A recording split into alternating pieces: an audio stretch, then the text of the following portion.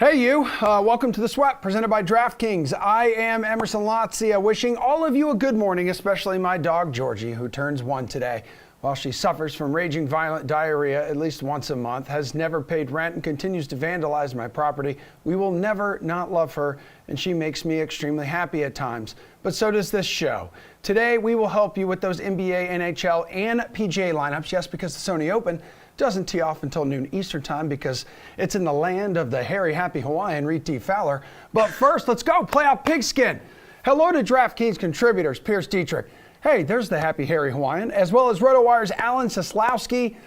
Chase or fade time. Agree or disagree with the following statements, gentlemen, like Joe Burrow and Jamar Chase is the best quarterback wide receiver stack this weekend in DFS, Reed? I think so. Yeah, I'm going to chase it. If you take a look at what he's done and just the Bengals now of recent since week 12, they're passing it a lot more in every game script situation, right? And Jamar Chase, I would argue he's the third best receiver on the slate right now in terms of his upside. And Burrow, we've seen again in these situations, especially against the Colts back in week 16, they passed 40%. He had 40% of his attempts inside the 5-yard line. So when you take a look, not his attempts, but like inside the 5, they pass it 40% of the time. So you're seeing in every game situation that the Bengals are passing it more. And yes, that's what you like, obviously, for DFS. I would argue, though, that Dak and Amari Cooper are a close second, but I'll get to them in a little bit. Okay, sounds good. Nice tease. Pierce, what do you think? Yeah, all the guys that you just mentioned with Chase and even the Cowboys, but I'm going to fade this.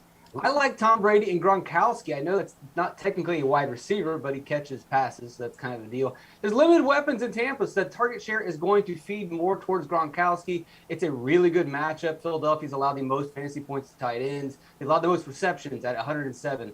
6th most receiving yards to tight ends at 1,035. 14 touchdowns. That's the most allowed to the tight end position. And you look at what Gronkowski's done over the last 2 weeks when Brady has had to lean on him more. He's got 10 targets in both games, 7 receptions in both games, 115, 137 receiving yards.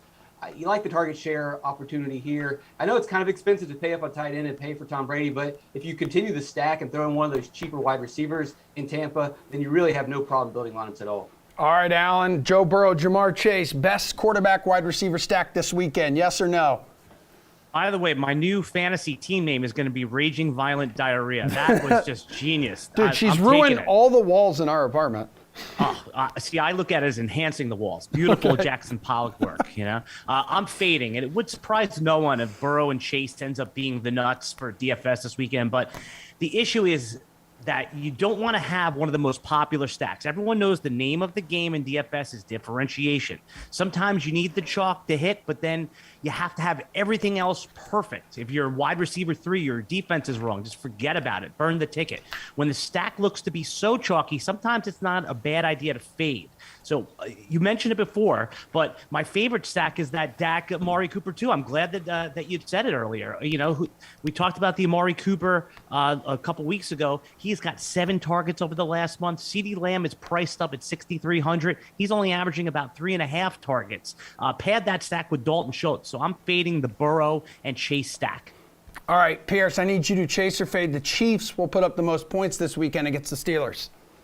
I'm going to fade this. I know that Pittsburgh has a terrible run defense, but the pass defense has played well over the last 2 months. You look at overall on the season, top 10 in yards allowed, top 10 in yards after catch, top 10 in touchdowns, which kind of matters if we're talking about points, top 10 in pressure rate, and the number 1 team when it comes to sacking the opposing quarterback. Those things will help limit Kansas City. Of course, they can run all over Pittsburgh, but that's not really a strength of Kansas City's. They'll probably move the ball, they'll probably score some points, and they'll probably get some points. But do I think that they're going to score the most points in the situation?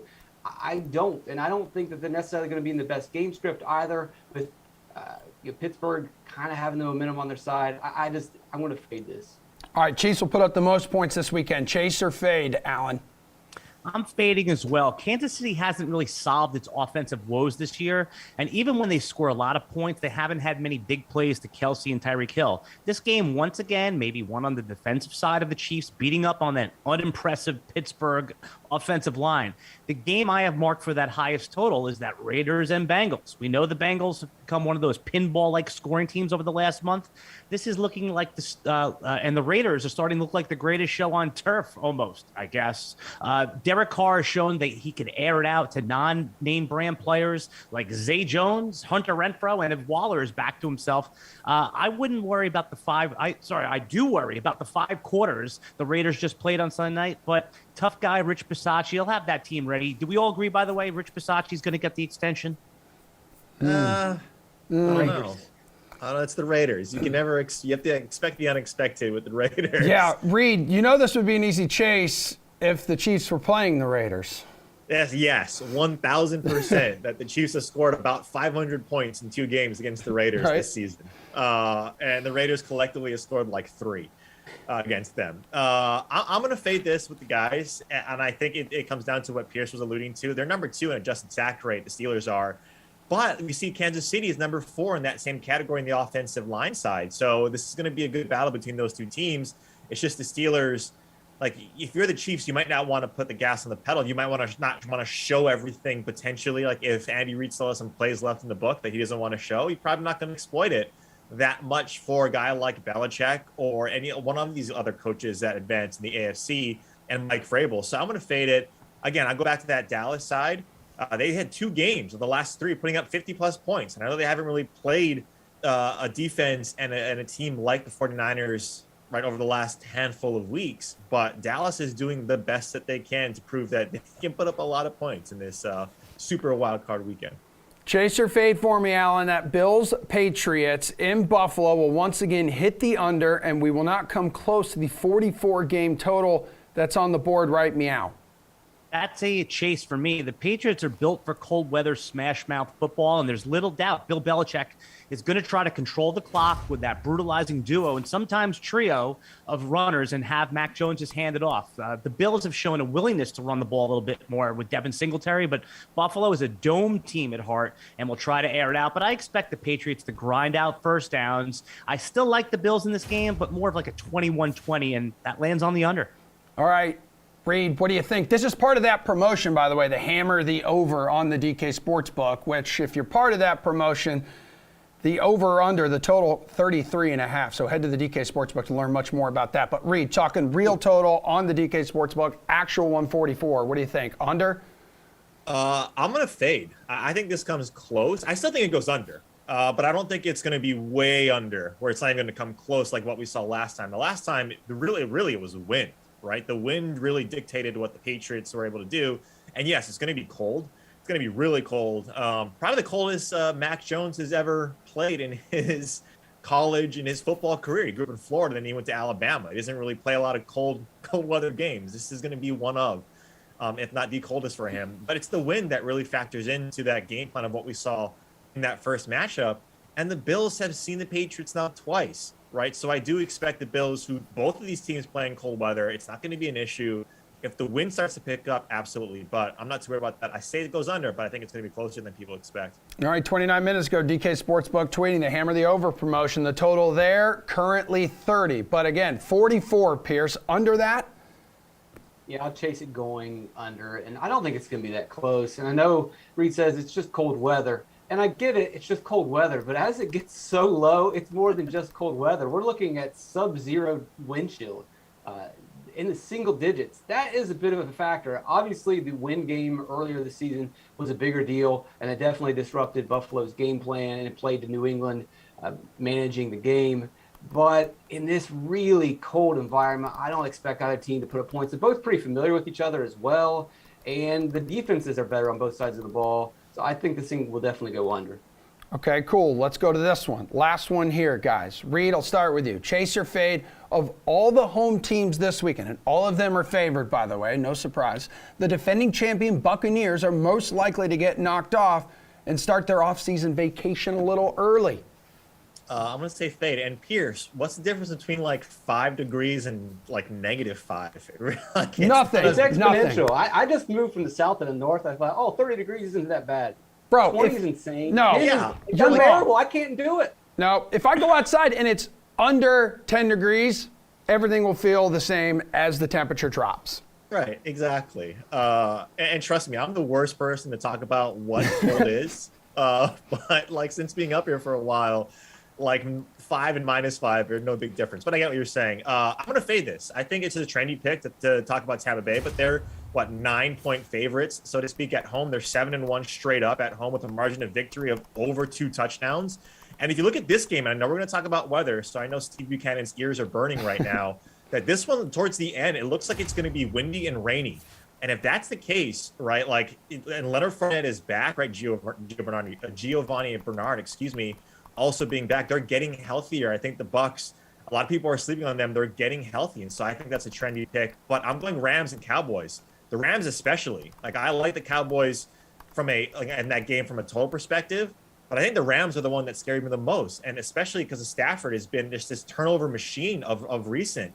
And when you take a look at that matchup against Arizona, even without DeAndre Hopkins, that does scare you on the Arizona side. But these teams have seen each other quite a bit. So that's the one that scares me the most right now. I still like the Rams. They were my preseason pick to win it all. But that one scares me. Yeah, dude. And Arizona, very good on the road this season. We talked about it yesterday on the slate, Yep. Reed. 8-1 on the road. And the road team in that matchup between the Rams and Arizona winning this season in that series. Pierce, what do you think, man? Bucks, you going to chase or fade? They're the most likely to get upset? I'll fade this. I am intrigued by Philadelphia being the long shot to the Super Bowl, but there You're is shot. a reason why they're a long shot. This is a tough spot for them. Tampa just doesn't lose at home. They don't lose with Tom Brady at quarterback. Mike Evans is closer to 100% healthy. Gronkowski looks fine. Yeah, it hurts to not have Godwin and have Antonio Brown, but as Reed mentioned, Fournette's back. Gio Bernard's back. I don't know if they're completely up to speed, and they may not be viable in fantasy, but that combination of backs in the backfield is going to provide plenty of weapons for Tom Brady to win at home. It may not cover the spread, but this team's not going to get upset. All right, Alan, chase or fade for me. The Bucks are the likely home team to be upset this weekend. Hard fade from me. It's Tom Brady. Hello. Best Brady stat I heard, and I'll credit this to my colleague Dalton Daldon. He said Brady had more TDs from age 40 to present than Troy Aikman had in his career. Is that true? If I'm passing along fake news, I'm sorry, but I had heard that. That is crazy to me. My colleague Chris Liss at RotoWire said he can't shake the premonition. That's the Steelers who are going to pull the big upset. We told them, get rid of that premonition. That's ridiculous. There's a lot of Eagles talk on the money line right now, and I understand, but I don't see it. The cowardly response I would offer is the 49ers. You know, everyone, they're a trendy pick too. Sorry that I just called you a coward over there, but it's an obvious pick too, right? If you're looking for a less obvious dog, the Raiders at plus 180 money line looks like a beautiful way to make some money this week. Good stuff, man. We got more wild card weekend goodness coming up here, guys. Alan, I believe that's it for you, so have a good day, man. Thanks for hanging out with us. But thanks to these things called time zones, PGA lineups don't lock until 12:10 Eastern time this afternoon. So here's our pal Len Hochberg on if you should ride with the red-hot Cam Smith once again at the Sony Open. Ooh. All right, following a week of wicked low scores at the Century Tournament of Champions, the PGA Tour is just going to stick around the Hawaiian Islands for a little bit for the Sony Open, the first full field event of the 2022 calendar year. You see a man on your screen here to help us build a money-making DFS lineup. That is not me. That is RotoWire senior golf writer Len Hochberg. Len, Happy New Year. Good to see you. Happy New Year to you too, Emerson. Hey, so following a historic victory last week, the mullet, the mustache, the man, Cam Smith, rightfully atop the salary board at 11-2. He's won here before. So you buying a Hawaiian hot streak for the Aussie or looking at someone else with a fat price tag? Yeah, Cam Smith, what a record-setting performance last week. He just became a whole lot more interesting on the PGA Tour. I don't think people realized how good he was, but getting into the top 10 will do that for you. And as you mentioned, he's also won this tournament in 2020, 2 years ago. So a lot of things are aligning for Cam Smith this week. And while I do like him, and he is the highest priced guy in the field at 11-2, and he deserves to be there, and he's a minuscule 8-1 at the DraftKings Sportsbook. I think we can find value elsewhere, better value elsewhere. I don't expect him to face plant like a lot of guys do the week after winning. I think he'll be competitive. I just think we can do a little bit better elsewhere this week. Nearly a dozen NHL hockey games to choose from today. Of course, it's hockey. It's NHL. It's very redundant. And two dudes here to help you build a money-making lineup. NHL.com Fantasy on Ice host Pete Jensen. RotoWire's Paul Bruno, the Killer P's. We're price checking. Speaking of P, take us down. High-priced center aisle. Oh, I love that aisle. A guy you like north of $6,000, Pete. He's only slightly higher than $6,000, but Matthew Barzal's on an 8-game point streak with 13 points in the span. And the Islanders haven't played in a while, not since New Year's Day, where they had a nice come-from-behind win in overtime against the Edmonton Oilers. And I just think that this Islanders team knows what it's up against. They're 16 points behind the Bruins for the final playoff spot. They have 5 games in hand. So this is an opportunity they really need to pounce on the New Jersey Devils, who will be on either their third or fourth string goalie because of COVID protocol. Again, the game is scheduled. So as long as it is, go with Matthew Barzal, 6,300 in DraftKings. He's really been heating up lately prior to the Isles' COVID absence. Pete, talk to me. Or not Pete, Paul rather. Sorry, my bad. Again, two guys with the first name that starts with a P. I'm going to give you 3 guys to look at. First off the top, Sebastian Aho's white hot with 17 points in his last 10 games played. Got 32 shots on goal in that stretch as well. Gets a favorable matchup at home against Columbus. Plug him in for $8,000. That's the no-brainer of the day for me. Mika Zibanejad also on a tear with 8 goals and 4 helpers in his last 10 games. And he faces a Sharks squad that is near in the bottom half of the league in goals against. You can grab him for $7,200. And then finally, tonight should be a good night to stack the Blues. And for me, that begins with Ryan O'Reilly, priced at $7,300. He faces Seattle Kraken at home. He's got 8 points and 29 shots on goal in his last 10 games played. Hey, Bruno, who's your favorite winger under $6,000? Again, a trio coming at you. I'm going to start off with Rangers star Timmy Paneran. This guy's normally a top 10 scorer in the league. He's being disrespected on the DK board tonight, flat out. He only cost $5,700. Give me that in the San Jose matchup. As I mentioned earlier, he has 13 points in his last 10 games played. This is a must pick for me. And in St. Louis, part of that other stack is going to be Ivan Barbashev, costing only $5,200, quietly emerging as the Blues left winger on the top line with his best season as a pro. He's got 11 points in his last 10 games, now playing alongside that playmaking center, one of the best in the league, Ryan O'Reilly. I mentioned him earlier. They get that favorable matchup against the Seattle club. And then finally, Jeff Carter's on a real tear for Pittsburgh. 6 points and 6 goals, 9 points in his last 10 games played.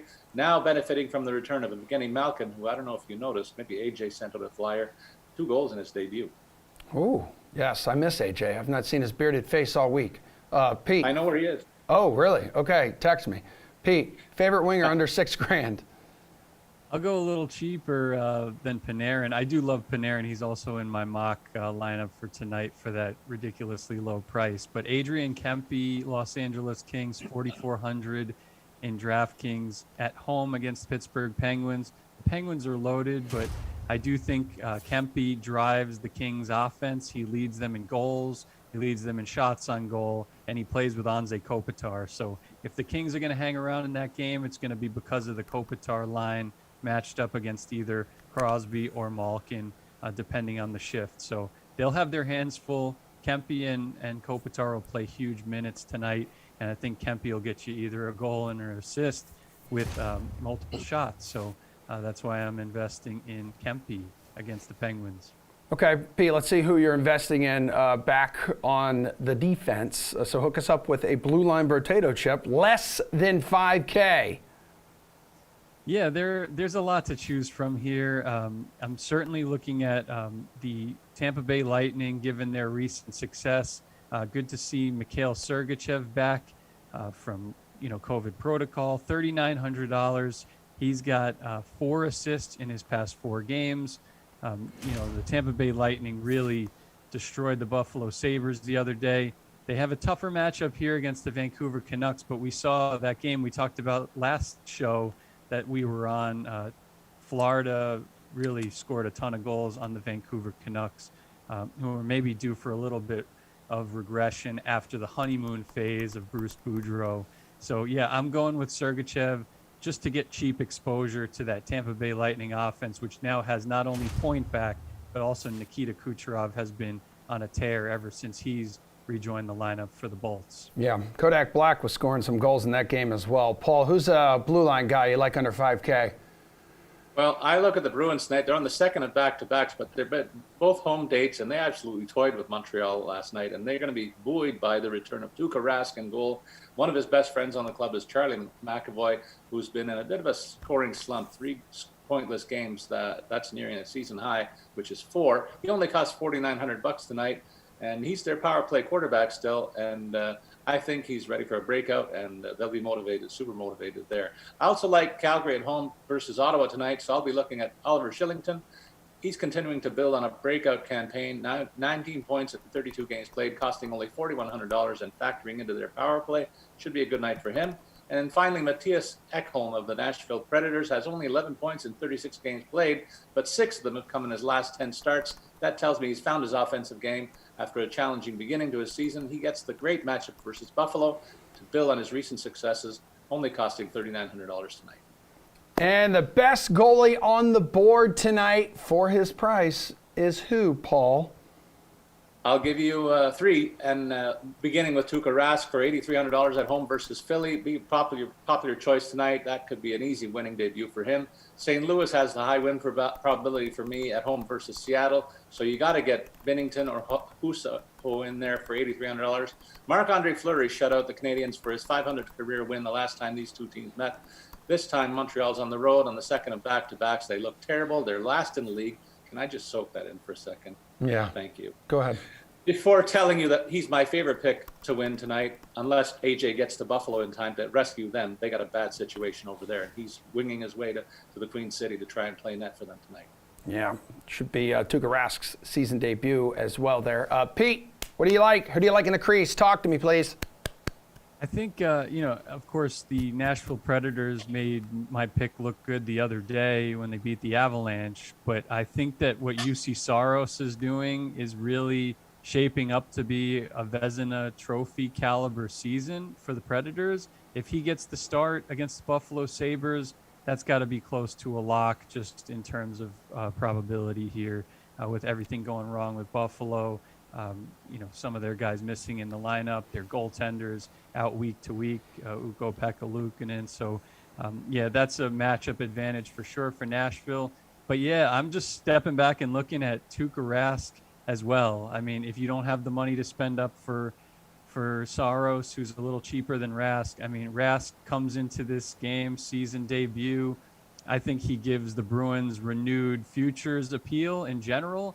And fantasy-wise, certainly Rask coming into this game, the best save percentage among active goalies in the NHL with minimum 200 games in his career. He's got a .921 save percentage in his career, and certainly some unfinished business, right, guys? Like, he's trying to get that first and only cup as the starter for the Bruins, and he'll have a window reopened here to try to do that. Poor Jeremy Swayman. Back down to Providence you go, kid. The Killer Peas. Love you guys, mean it. We also love our NFL high or low segment, and we'll bring it to you right after I stop talking. How about someone who is still close to the top of the odds board, let's say plus 1,600 or better, that kind of company, if not Cam Smith, obviously?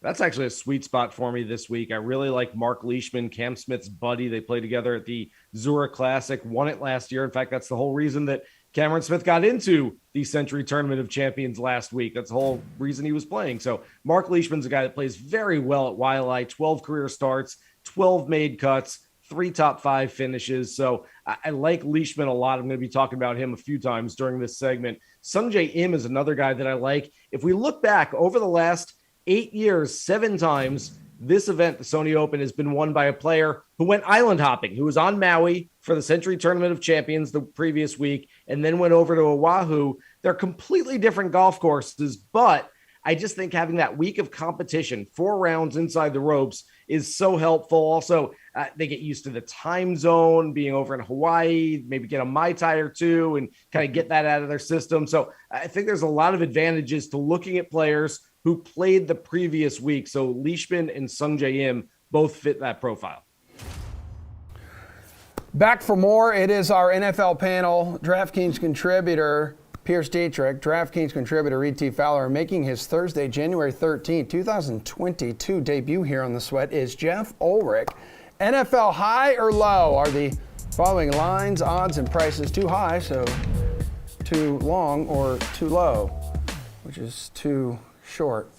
Let's start with DFS. Josh Allen had a nice game against New England. Last time out, 33 DK fantasy points, but he's 7-9 on Saturday. Highest price quarterback on the Saturday as well as like the Sunday slate here. It's going to be cold. Supposedly, he has problems with his fingers when it's below 30 degrees. So is that price a little high for Allen, Jeff?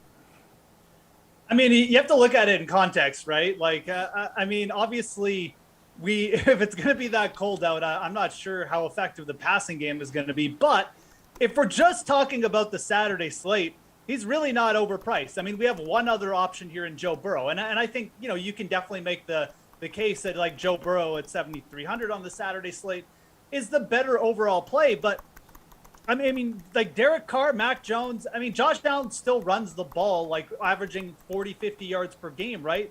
Taking that into account, his 7,900, salary on Saturday doesn't look that out of place because I just don't think you're getting anything near the upside that you're getting with the value options. Now, if we're working in both slates together, yeah, he's overpriced because we have guys like Jalen Hurts who can run similarly or better than Josh Allen at 6,100. Even a guy like Jimmy Garoppolo in a dome environment, I think actually has a lot of upside. So it's a little bit overpriced when looking at the wild card slate as a whole, but just for Saturday, it's probably appropriate where he's at. Yeah, I feel like he's going to be one of the chalkiest plays of the weekend here, Reed. Yeah, and if you're taking the full slate, right, like there's obviously more options as opposed to just a Saturday slate. But if you take a look at, again, we talked about Dak Prescott earlier in the show. I think he's someone that you're definitely willing to do. And if you take a look at Allen, right, he's not thrown for more than 250 passing yards at home since week 3. And the Bills are running it more, and Burrow and the Bengals are passing it more in all game settings. So, yeah, a little bit too high for me. Okay, Pierce, he can get it done in ugly conditions. Got some upside here on the rushing side, right? No, I don't think so. Well, he does have the rushing upside. Jeff makes a good point there. And then just Saturday slate, maybe you consider him, but ultimately I think it's just too high. As we've already talked about, I am concerned with this weather. I know that Buffalo drafted him for this specific purpose, mainly for wind and his big arm to throw the ball through it.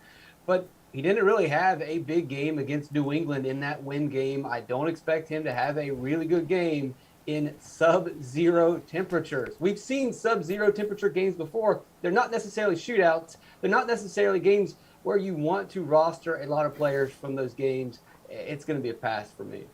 Reed, which player on either slate has just too low of a price tag this weekend? It's Amari Cooper at $5,900. We saw, like, in week 1, he was the number 1 wide receiver. He has slate-breaking ability. He gets, targeted in the red zone. You think over the last 5 weeks, he has 2 a game, which is not a lot, but especially when you have that many pass receivers, right, that many options, getting 2 targets in the red zone per game isn't bad. And you take a look at what, again, similar to what we've seen with other teams like Cincinnati, Dallas they're passing it more recently in all game scripts, and Cooper was targeted on half of the play action passes over the last 3 weeks, over the last week and 2. I think it was 60 and 40 respectively over the last 2 weeks off a play action pass, and that's exactly what you want. He's got a matchup against I think it's Amari Thompson is how you pronounce his name. I'm doing my best Jeff Ulrich impression here. He's ranked 117th out of 120 on PFF right now at the position in terms of grade. Amari Cooper is one of the best route runners in the NFL. So I like him a lot at 5,900. Okay, Pierce, what do you think, man? I'll stay right there and go with his quarterback and Dak Prescott. I know that the Cowboys offense has been unpredictable this season. They've let us down, but a lot of that's been just the case of their offensive rush attack not being that good. And if their rushing game continues to struggle, then that just gives more pass attempts for Dak, more opportunity to move the ball through the air to Dak, more opportunities to score touchdowns through the air. Even if Ezekiel Elliott gets it together, a lot of times what we've seen from Ezekiel Elliott is he catches the ball in the backfield. He gets into the end zone via the reception, so that helps Dak as well. And I mean, we talked about Josh Allen, his rushing upside. Dak has it too, and we don't always get to see it. But in the playoffs, in a big game, you would expect Dak to run more, especially in the red zone, and run the ball into the end zone. Ulrich. And by the way, Reed, I wouldn't have asked permission. I just would have pronounced it, like a normal person. So for me, I think Jalen Hurts is definitely a little bit underpriced. I'm going to go to the running back position, though, since we've already talked about the quarterbacks. I think you look at Elijah Mitchell at 5,700 for the San Francisco 49ers. And, I mean, this is a player who's got 20 or more carries in 4 straight games now. I mean, you compare him to a guy like Zeke Elliott, who hasn't had 20 carries in any of his last 4 games. And you're looking at a player who's significantly underpriced in my eyes.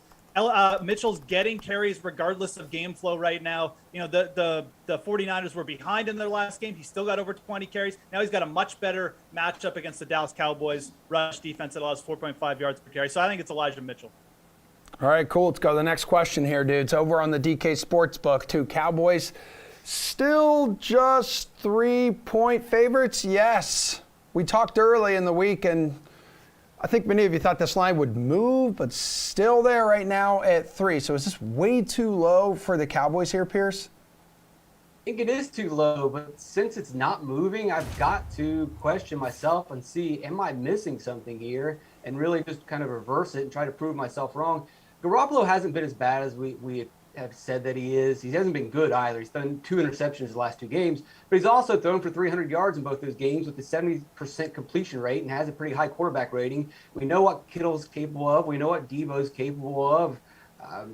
Ayuk has stepped up, and Jeff Ulrich's favorite player in the world, Eli Mitchell, is a good running back. He is very underrated, and he could carry this team as well. San Francisco is a live dog. They can win this game outright. But ultimately, I just find it hard to believe that this really good Dallas defense and Dak playing at home in the Dome are going to lose this game and not cover. I think I'm probably the sucker here, but I think it's still too low. Yeah, Jeff, wasn't that kind of your message yesterday, too, on the slate?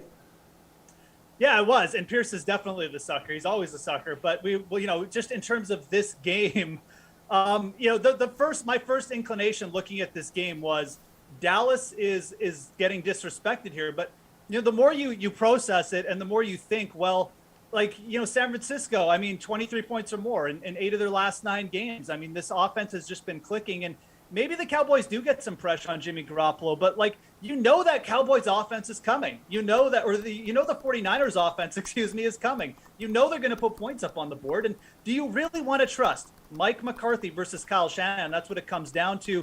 Over the last 5 years, Kyle Shanahan had 16-9 as away. Last 3 years, 16-9 as an away dog. So it's been a pretty good spot as well for the 49ers just to cover. I think that you wait until this line gets up to 3.5, or maybe even 4, because I think it will move eventually. But I'm kind of just getting on the 49ers side here. Reed, what do you think, dude? Yeah, I don't think it's too low. I think, like we talked yesterday, a lot of this is begging you to take the Cowboys. I think Jeff mentioned that on the slate. And I think these two teams are more evenly matched up than we think, right? And the 49ers, if we had to think about like a team that could, make a push in the NFC or in the playoffs in general, right, and win a couple of games, it probably is the 49ers with how they're playing, and their defense getting a little bit healthier. Their secondary is still a little bit banged up, and I just mentioned how you can exploit one part of their defense specifically. But this is a team, right? Dre Greenlaw is healthy, right? Nick Bosa is healthy. These are tenants in that defense. And when you take a look at the offensive side, with Eli Mitchell being healthy, Garoppolo playing on 9 fingers, apparently, this looks like a team that can really play. So I don't think this is way too low, because San Francisco is the team that has the momentum on their side. All right, let's go Raiders, Bengals. Game total, 49 right now. Both teams can score points. Is this total too high or too low, Jeff? And I'm looking at overs in the playoffs is generally not something that I want to do, but I just feel like this setup with the Bengals and being at home with the Raiders coming off a short week, a massive game for the Cincinnati Bengals franchise, and really realistically, I think they just set up perfectly to take advantage of a Raiders defense that has some good players but doesn't have the depth of defense that you need to really cover against the Bengals. I think the Bengals will put up 30 plus here, have a very good shot to anyways. So I'm going to take the over. I also feel like the Raiders, a healthier Darren Waller, Josh Jacobs playing well. Like, I think they could put up some points too. So, this isn't my favorite spot of the week, but I don't really want to take the under in this game just with how good Cincinnati's offenses look. So I'm going to lean over in this one. Okay, which way are you leaning here, Reed? I'm going to lean on the under. I hear what Jeff is saying, but you have now two, debutantes in the playoffs, right? At quarterback and at coach, right? You have Rich Bisaccia, who's interim head coach, and you have Zach Taylor, both, right, never making it to the playoffs. And then Derek Carr, like we have all talked about it, like this is his first time starting in the playoffs in his career, and you got Joe Burrow on the other side. So I think when you take a look at what these teams can do, and especially the Bengals offense to the Raiders defense, the Bengals probably looking the closest to like the Cincinnati the Kansas City Chiefs, right? And how they can be extremely explosive on offense. And we know how the Raiders can play against that type of team.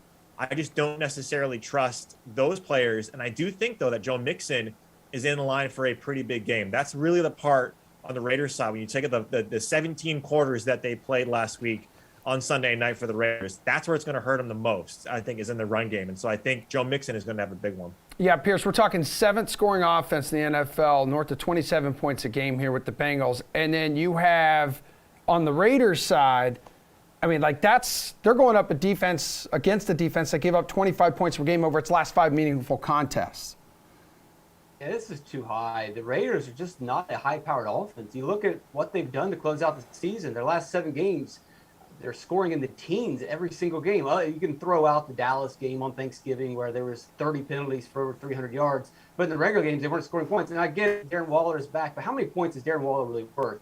How many points is a healthy Josh Jacobs actually worth? Not that much. I don't see the Raiders scoring a lot of points. And my biggest concern is that Cincinnati, we have seen them throughout the season play conservative, play not to lose, go back to the run game. We know that they have a great aerial assault. They've had that all season. But time and time again, we send them go to the run. Sometimes it's worked. Sometimes it actually hasn't worked. Either way, Jeff talked about this, them playing at home. They've got an advantage over the Raiders. Maybe it's not wise to be aggressive and air the ball out. Maybe you just pass a little bit, you run the ball with Mixon, you get the win, and you don't put a lot of points on the board. Yeah, total sitting at 48.5 now, and Bengals favored by 5 at home. Pierce, adios, Bromingo. Reed and Jeff, PGA lineups lock in about a half an hour from now. So let's get some last-minute Sony Open advice from you in just a moment.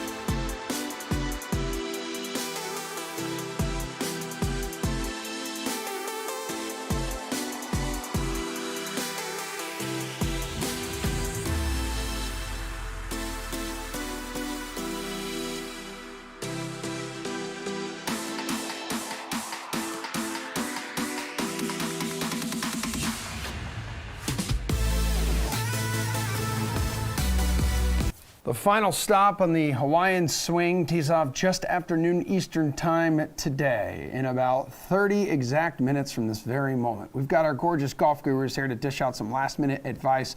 Reed and Jeff, welcome back. Fowler, which high-price guy do you recommend building lineups around? Not Bryson, Hideki Matsuyama. Hideki Matsuyama is the guy that I like at 10-6. I mentioned him quite a bit at nauseum throughout the week. I think you take a look at his odds and look his pricing as well. I think it's mispriced. I think he could have been higher, than a lot of these. I think he could have been right by Bryson, even more, just because of what his ceiling is. He's played Sony Open quite a bit. So give me Hideki Matsuyama at above $10,000. Mr. Ulrich.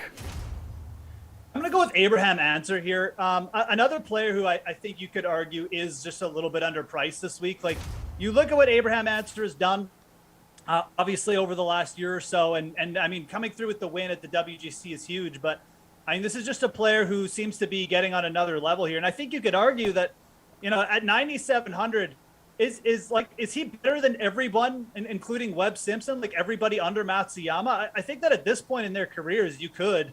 And, typically these Sony Open type of tracks has been the ones where Answers excelled the most, almost grabbed a win at Hilton Head. He's coming off a T35 last week, which I think is actually draw a lot of people off him, but we have seen so many players just kind of lounge around, take a vacation week at the Tournament of Champions, and then turn it on at the Sony Open the next week, which is exactly what Kevin Na did last year.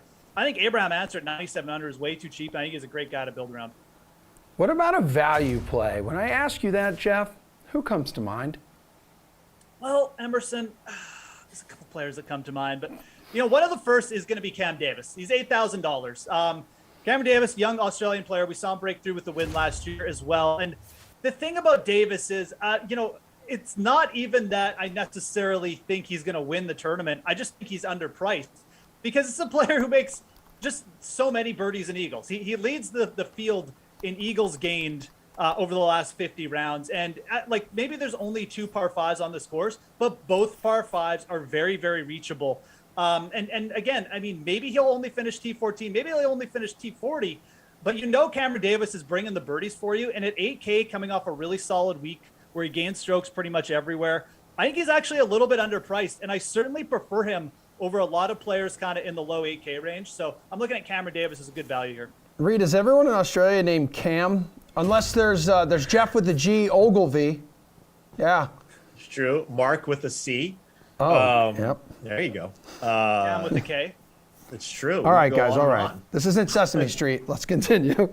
I love how Jeff mentions his value play is at $8,000. I'm going a little bit cheaper than that at $7,100.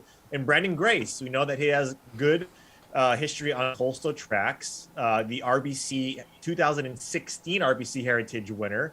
We saw him win and get in the Tournament of Champions because he won at a coastal course, a resort course at the Puerto Rico Open, and that's $7,100 for whatever reason. And you take a look at guys around him, and I get his track record isn't the best getting into this tournament, but he played at the Tournament of Champions. He didn't play well, but we know this. You don't have to play well. The one thing that does scare me, though, is that if it gets up to 20 plus under in scoring, we usually don't see Grace at that type of clip. But I still think that he's a value at $7,100. All right, dudes. A good top 10 pick on the DK Sportsbook, Reed. Who do you like? You had a tremendous article, so I have a feeling where you may be going. Oh, if it's not Grace, for some parity, I go Michael Thompson. And I know his number, I think at last time I checked, was at plus 1,400 or plus 1,200 at this number at top 10. And look, I mentioned it. He's played this tournament 12 times, and this might be his 12th start at the Tournament of Champions. He's won the Honda Classic. He's done well at the RBC Heritage. He's done well on these coastal courses. When he gets it going, his approach, his ball striking has been awful. It's been awful. But Michael Thompson right now, if you can get that short game going, kind of rely on that putter, I think he can sneak in the top 10 at a pretty big price. Who do you like, Jeff? I mean, I like everybody at long odds, so I'm going to try and rein it in a little bit and give you someone realistically who might actually play well this week. Keith Mitchell at plus 700. Yeah. This is a player I actually really like for DFS too. Keith Mitchell, we've typically seen him do his best on Bermuda greens, and obviously that's a factor this week. This is a player who's kind of developed a better all-around game over the last year or so.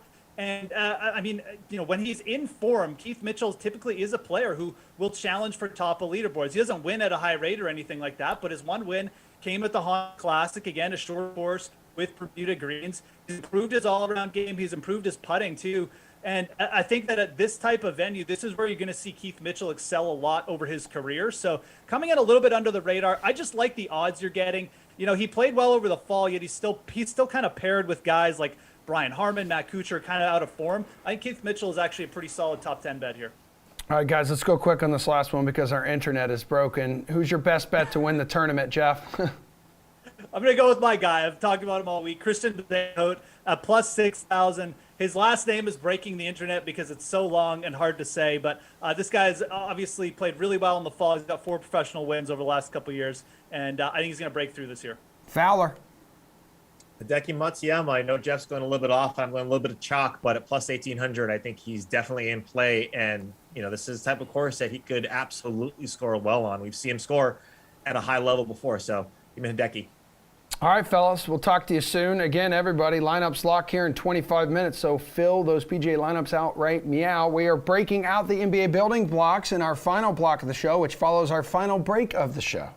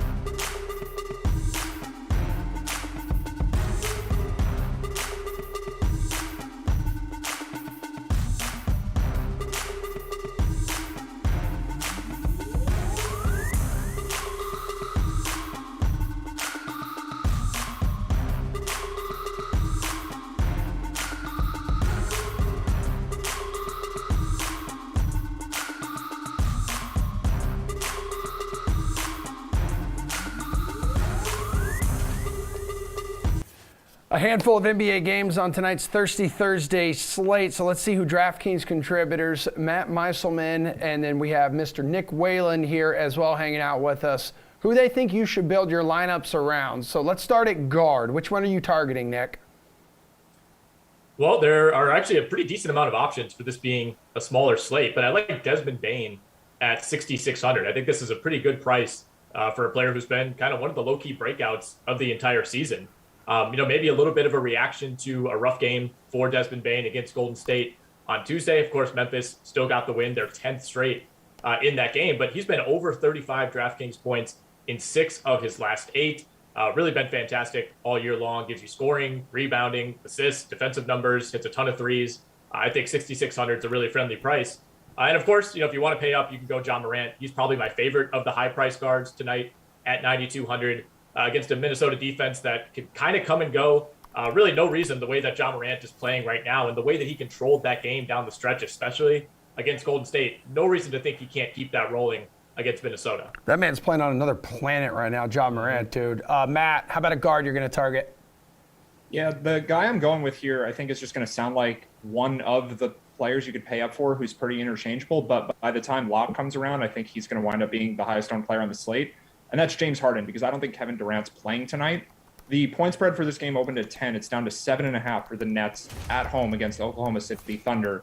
That just doesn't happen unless there's a real chance that someone's sitting. The Nets have made it clear that they want to get Durant a night off. He's been playing huge minutes lately. Last night, he did get to sit the fourth quarter, but he scored a ton in the third on his way there. So I think Durant's been doing a lot. Harden just came back. I think it makes sense that Durant sits tonight. Kyrie's already out because this is a home game. So Harden by himself with none of the other stars there, I think has huge upside for his price and just probably is the highest scoring player tonight. Well, Matt, who's your favorite forward this evening? So I'm just going to keep going with the Nets because I'm pretty confident Durant's not playing. So I'm just going to stick to this theme.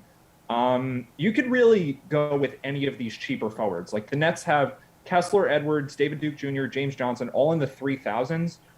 Kessler Edwards is the one who started last night, actually, alongside Day'Ron Sharpe and then Kyrie, Harden, and Durant. So I'm going to go back to him. Like Edwards in the starting lineup probably plays 30-plus minutes. You take Durant out there. This is a really cheap player. Like to me, this is going to turn into a pretty massive stars and scrubs night if Durant's not there because the Nets are missing a bunch of other guys too. Claxton's been out, Aldridge is out, and everyone else who's in their rotation is really cheap. So to me, it's play Harden, play a bunch of these cheap guys. I think there's going to be a lot of choices tonight. All right, Nick, who you going with at forward? One name that jumps out to me based on his price is Aaron Gordon. And it's still, we're like halfway through the season, and I still have to remind myself that he's like back to being a pretty good player this year after a couple pretty woeful seasons in Orlando. But he's coming off of 47 DraftKings points in his last game, missed a few games due to COVID prior to that. But for me, this is mostly about the matchup. I mean, Portland has the worst defense in the league by a pretty fair margin over the last 10 games. They will, of course, be without both Lillard and McCollum and Anthony Simons tonight. Not that any of those guys are holding down the fort on the defensive end, but I mean, this roster is kind of a mess at this point. If you want to pay up, we'll see if Kevin Durant plays. He's at 11,000.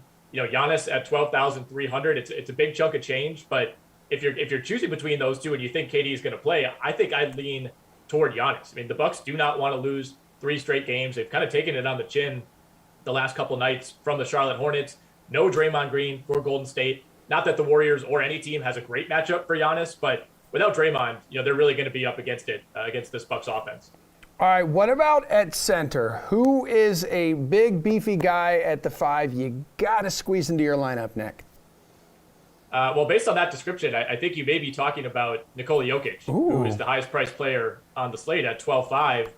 And based on what I just said about Portland, I mean, this might be his best single matchup of the season, but it almost is like a suspiciously good matchup where you're like, can he possibly beat value when, Portland's defense is last in the league? They're without all these guys. He typically owns Jusuf Nurkic, his former teammate. This is a game that, not that Denver's been exactly running it up on teams this year, but this one could get out of hand. And you worry about Jokic maybe not playing, into the mid to high 30s in minutes. So I don't hate playing Jokic tonight, but I'd approach it with caution. If you want to save some money, there's 2 names that I'll throw out. Bobby Portis at 6,900, a relative discount to where he's been priced over the last few weeks. He is coming off of a down game against Charlotte the other night, but he gives you a really nice floor with his rebounding. He's been in double digits virtually every night, it seems. Has a ceiling in the probably low to mid 40 DraftKings points. And then a name that I've kind of been monitoring these last few weeks is Brandon Clark, who, ended last season out of the rotation, was in and out to begin this year, and he's reemerged as a pretty nice piece for Memphis. And part of that has been Steven Adams missing time.